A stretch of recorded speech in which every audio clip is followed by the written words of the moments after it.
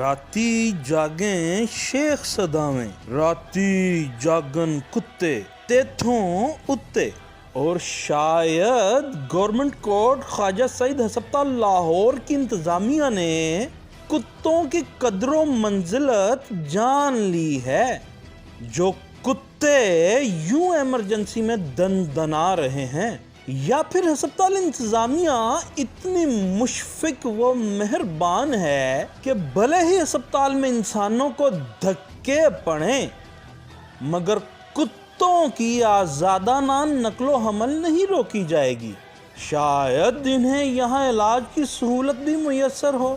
نقل و حمل سے یاد آیا کہ حمل زدہ عورتیں ہسپتال میں علاج معالجہ کے لیے ضرور تڑپتی ہیں اور انتظامیہ سے دھکے کھاتی پھرتی ہیں، مگر کتے یہاں چین کی بنسی بجاتے ہیں کیونکہ انہیں یہاں کوئی دھکے نہیں دیتا۔ یہ ایمرجنسی وارڈ میں گندگی کے انبار ہسپتال انتظامیہ کی نااہلی نہیں بلکہ دور اندیشی ہے کہ بھائی جن لوگوں کی قوت مدافعت کم ہوتی ہے ان پر بیماریاں زیادہ حملہ آور ہوتی ہیں۔ اسی لیے یہ جراثیم کی ننھی پہاڑیاں انتظامیہ نے خود ہی کھڑی کر رکھی ہیں تاکہ جراثیموں سے لڑنے کی عادت پڑنے سے مریضوں کی قوت مدافعت بڑھ جائے۔